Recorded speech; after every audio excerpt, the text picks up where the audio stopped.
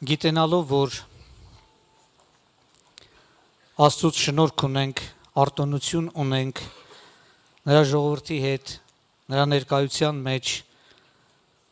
խորհրդացելու այս խորագրի շուրջ, դա Աստված, որ նրա մատը ուղղվելով մեզնից յուրաքանչյուրի վրա այս խոսքերը մեր հասցեին հնչեն որպես ճշմարտություն, նա իդեմս մեզնից յուրաքանչյուրի թող գտնի իր փնտրած հավատարիմ սիրտը, ամեն։ Հավատալով, որ հավատարիմ սիրտը տարբեր ուղղություններում կարելի է ուսումնասիրել, թույլ տվեք այսօրվա ուսումնասիրության նյութը այս ընթացքում դարձնել հավատարիմ սիրտ ունեցող հավատարիմ ծառան և ընթերցել Մատթեոս ավետարանի 24-րդ գլխի 45-ից 54 համարները։ Ուրեմն ով է այն հավատարիմ և իմաստուն ծառան, որի Տերը նրան իր ծառաների վրա դրեց, որ նրանց կերակուրը տա ժամանակին։ Երանի այն ծառային, որ նրա Տերը երբ որ գա, նրան այնպես անելիս գտնի։ Ճշմարիտ ասում եմ ձեզ, որ նրան իր ամեն ունեցածների վրա կդնի։ Բայց եթե այն չար ծառան իր սրտում ասի, իմ Տերը գալն ուշացնում է և սկսի իր ծառայակիցներին ծեծել և հարբեցողների հետ ուտել և խմել, այն ծառայի Տերը մի օր կգա, որ նա չի սպասում և մի ժամ, որ նա չգիտի, և նրան միջից կկտրի և նրա բաժինը կեղծավորների հետ կդնի, այնտեղ կլինի լացը և ատամների կրճտելը։ Սուրբ գրային այս հատվածը իր դրամատիկ նկարագրությամբ մի շարք կարևոր ճշմարտությունների մասին է վկայում։ Թույլ տվեք հաջորդական հարցադրումներով բացահայտել այդ ճշմարտությունները։ Նախ ում մասին է խոսքը, ով է այդ ծառան։ Նա է, ով անձամբ ճանաչել է իր Տիրոջը, ով նրա ենթակայության ներքո է, ով ամբողջովին նրան է պատկանում և կարող է ասել. ես բռնված եմ Տեր Հիսուսից։ Փաստ է, որ այս ծառային սկզբից և ետ պատրաստել են ծառայության համար։ Փաստ է, որ նրան կրթողներ են եղել, նրան օգնողներ են եղել, միջավայրը, ժամանակը, փորձառությունը նպաստել են նրա կայանալուն։ Եվ նա դարձել է նվիրյալ ծառա, այդ տանը նվիրված ծառա, մեկընդմիշտ նվիրված ծառա, և ապա նրան գործեր են հանձնարարել։ Այնուհետև նրա կատարածը գնահատվել է և նրան հավատարիմ են համարել, գործին պիտանի են տեսել և ապա նրան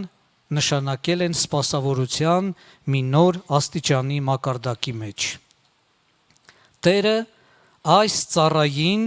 այդ գործին համապատասխան է տեսել, թեկուզ և այդ ծառան դեռևս սովորելու շատ բան ունի, բայց Տերը նրան անվանել է հավատարիմ և իմաստուն ծառա, ահա թե ում մասին է խոսքը։ Բայց որտեղ է նա, ինչ միջավայրում։ Ծառան մի մեծ տան մեջ է և այդ տունը տեր ունի։ Եվ փաստ է, որ ծառան չէ այդ տերը։ Նաև փաստ է, որ ծառան այդ տան մեջ միայնակ չէ, բացի նրանից ուրիշներն էլ կան և բոլորն էլ ծառայողներ են։ Թույլ տվեք մեկ անգամ ևս շեշտել, այդ տան մեջ եղող յուրաքանչյուր ոք ծառայող է և հավատացողը կասի ամեն։ Ճիշտ է, իրարից տարբեր մարդիկ են, բայց ծառայողներ են։ Ինչու՞։ Որովհետև տունը միայն մեկ կարիք չունի։ Եվ փաստ է, որ որևէ մեկը ով էլ որ լինի, չի կարող տան բոլոր կարիքները բավարարել։ Ի զորու չէ տան բոլոր պահանջները ապահովել։ Տունը ծառայողական թիմի կարիքն ունի։ Մի թիմի, որտեղ բոլորն էլ ծառայողներ են։ Ամեն։ Հավատարիմ եւ իմաստուն ծառան գիտի, որ տանը իրենից տարիքով, կոչումով եւ մտածելակերպով տարբեր մարդիկ կան։ Բոլորն էլ նույն տանն են եւ նույն տան համար են։ Ճիշտ է, ոմանք իրենից առաջ են եղել, ոմանք գուցե իր հետ, բայց նույն Տերն է նրանց բերել, նույն Տերն է նրանց տան մեջ տեղ տվել եւ գործի դրել։ Եվ այդ տան մեջ եղողները բոլորն էլ մեկ Տեր ունեն, եւ այդ Տերը տան Տերն է։ Բոլորն էլ նույն տան եւ նույն Տիրոջ ծառաներն են, եւ բոլորն էլ նպատակի համար են։ Իսկ ո՞րն է նպատակը։ Ինչի համար է ծառան։ Ծառան գործի համար է, տան գործի համար է, եւ նրա գործը տան ծառաներին կերակուր հասցնելն է։ Իրոք մեծի գործը մյուսներին ծառայելն է, նրանց կերակրելն է։ Եվ ժամանակին է պետք կերակրել, ինչպես նաև հարատև, ամեն օր եւ հետևողականորեն։ Պետք է կերակրել բոլորին, անկախ նրանց տարիքային ու անձնական առանձնահատկություններից։ Պետք է կերակրել ջերմ վերաբերմունքով, սիրով ու հարգանքով, ժպտադեմ, հրամցնելով, առանց կոպտելու կամ արհամարելու, ոչ ստիպված կամ հարկադրված, դժկամորեն, առանց վիճակների վրա տիրելու, առանց ճնշելու, առանց բռնանալու։ Ծառայի գործը կերակրելն է, այսինքն սպասված, անհրաժեշտ պիտանի կերակուրը հասցնելն է։ Եվ կերակրել չի նշանակում ծառաներին նսեմացնել, նրանց հետ անհարգալից վերաբերվել, նրանցից ինչ-որ հաշիվ պահանջել, նրանց գործերին խառնվել կամ էլ ուտելիքով սակարկել։ Ընդհակառակը կերակրել նշանակում է հոգ տանել,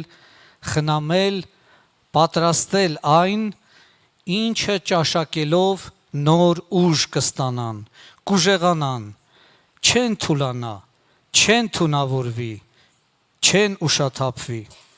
Տան ծառան կոնկրետ այդ տանը լինողներին հոգ տանելու համար է, կոնկրետ այդ մարդկանց համար է, տան ծառան հենց այդ տան համար է, նրա գործը իր ծառայակիցների հետ է, այստեղ էլ հավատացողը կասի ամեն, բայց ինչ պայմաններով, իսկապես, ինչ պայմաններով է ծառայելու։ Ծառան տանն է, նրա գործը տան սեղանն է։ Ծառայի հետ Տիրոջ խոսքն է։ Ծառայի մեջ, ծառայի մոտ խոսքն է, տանտերը իր խոսքն է նրան վստահել, եւ այդ խոսքի համաձայն նա պետք է կերակուր պատրաստի, ըստ այդ պատվերի նա պետք է սեղան գցի եւ տանը լինողներին, ծառայակիցներին հրավիրի սեղանի մոտ։ Ծառան միշտ պետք է հիշի, որ տանը իրեն սպասողներ կան։ Այո, տանը ծառային սպասողներ կան։ Երանի թե նա լինի հոգատար ծառա։ Սա նրա ծառայության երկրորդ փուլն է, եւ այստեղ էլ նա պետք է հավատարիմ գտնվի, եւ սա դեռ ամենը չէ, որովհետեւ գալիքն ավելի փառավոր է։ Հիմա նրա գործը իր ծառայակիցների հետ է։ Ճիշտ է, դրանք իր խնամակալության ներքո են, բայց իր սեփականությունը չեն։ Դրանք Տիրոջ ծառաներն են եւ ոչ թե իր։ Դրանք իր բարեկեցության համար չեն, ընդհակառակը ինքն է դրված նրանց ծառայելու համար եւ ոչ թե նրանք իր համար։ Ինքը ծառաներ չունի։ Ինքը Տիրոջ ծառան է, բայց իր գործի տերը եւ ոչ երբեք մեկ ուրիշի տերը, որովհետեւ հավատում է, որ Տերը նա է, ով շուտով գալու է։ Եվ ծառայի կյանքում արկա է տանտիրոջ վերադառնալու խոստումը։ Եվ պայմանն էլ այն է, որ ծառան իր գործը պետք է շարունակի մինչև տանտիրոջ վերադարձը։ Եվ եթե Տերը իր ծառային այդ գործն անելիս գտնի, հանդիպումը երանություն է լինելու։ Վերադառնալուց հետո քչի մեջ հավատարիմին մի նոր մակարդակ ու ծառայություն է սպասվելու, այն էլ նոր իշխանությամբ։ Բայց որքան էլ նրան նոր իշխանությամբ օժտեն, նա միշտ իր Տիրոջ ծառան է լինելու։ Նա երբևէ Տեր չի դառնալու։ Այնտեղ էլ նրան կոչելու են բարի եւ հավատարիմ ծառա։ Մինչև դրան հասնելը նա պարտավոր է պահել կարգը, որ ամեն ինչ կարգով լինի։ Իսկ ո՞րն է կարգը։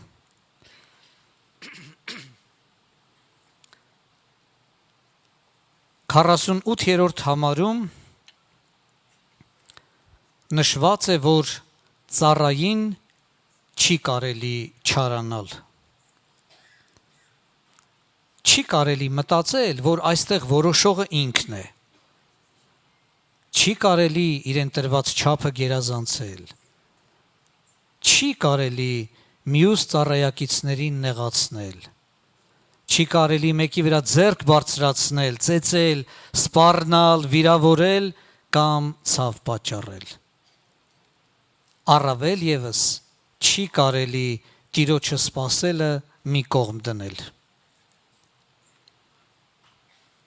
Այս պատճառով է, որ տրված սահմաններից այն կողմ նոր ընկերակցություն են գտնում, հատկապես հարբեցողների։ Եթե կարող ես հաղորդակցվել, ուրեմն յուրայիններիդ հետ հաղորդակցվիր։ Եվ հիշիր, որ ձեռքիդ տակ եղող ուտելիքն ու գինին օտարների համար չեն, հարբեցողների համար չեն։ Նրանց համար չեն, որոնց ոչ տանտերն է հետաքրքրում, ոչ տունը, ոչ տան գործը, ոչ ներկան, ոչ էլ գալիքը։ Նրանց հետաքրքրում է պարզը միայն իրենց շահը եւ իրենց փափագների իրականացումը։ Սկզբում թվում է, որ նրանք ուրախ մարդիկ են, բայց պարզվում է, որ հետո անկառավարելի մարդիկ են։ Հետո նրանք սանձարձակ խոսում են այն ամենը, ինչն իրենց մտքի մեջ ունեին։ Այլևս խելամիտ զսպվածություն չեն ունենում։ Իրենց թվում է, որ արդեն ազատ են։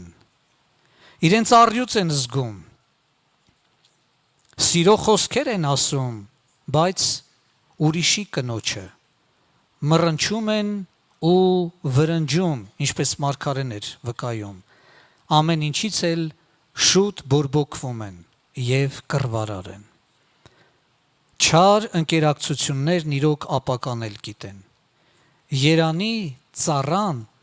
տանը լինողների հետ սեղան նստեր, ամեն։ Բայց հիմա ուտում է եւ խմում է ոչ թե յուրայինների, այլ օտարների ու հարբեցողների հետ։ Եվ այս միջավայրը նրան հասցնում է այն բանին, որ նա այլևս իր Տիրոջը չի սպասում։ Ինչ Տեր, ինչ գալուստ, ուտենք, խմենք եւ վայելենք։ Ծառան, որ սկզբից կարծում էր, թե Տերը ուշանում է, հարբեցողների հետ մտերմանալով բոլորովին այլ վիճակի հասավ։ Հարբեցողները նրան մի ուրիշ տեղ հասցրին, ուշանալուց հասավ այլևս չսպասելուն։ Բայց երանի ամեն ինչ կարգով եւ վայելչությամբ լիներ։ Ավաղ չարանալը ծառային հասցրեց կարգազանցության։ Իսկ ինչ է լինելու սրանից հետո, ինչ հետևանքներ է այս ամենը ունենալու։ Ցավալի հետևանքներ կարող են լինել, ինչպես գրված է, ծառան այլևս չգիտի։ Եվ Տերը գալու է հենց այն ժամանակ, երբ նա չգիտի։ Ցավալի է, որ սկզբում նա ով գիտեր, թե ով է ինքը, որն է իր չափը, ինչն է իր անելիքը, հասել է այն բանին, որ արդեն չգիտի։ Չի իմանում, չի հասկանում, որ իր ընթացքը վերջ ունի։ Արդեն չգիտի,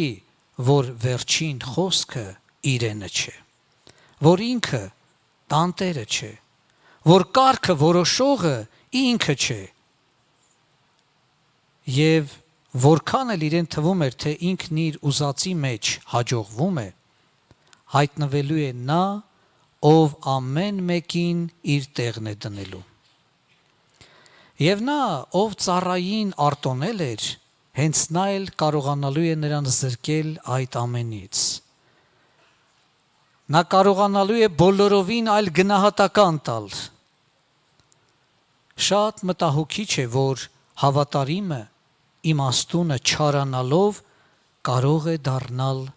կեղծավոր։ Կեղծավոր, կեղծ։ Կեղծը նմանն է, բայց իսկականը չէ։ Շինծու է, անբնական, արհեստական։ Բոլորս էլ գիտենք, որքան անտանելի է կեղծ ժպիտը։ Գիտենք, որ կեղծիքը խարդախություն է, իսկ կեղծմունքն արդեն իսկ աշխարհն էլ է վկայում, որ դատապարտելի է։ Այս գիրքը վկայում է, որ Աստծո տանը կեղծավորին տեղ չկա, եւ մեր Տերը կեղծավորությունը դատապարտում է։ Մեր Տիրոջը շատ ընդունելի է անկեղծ հավատքը, սերը առանց կեղծավորության։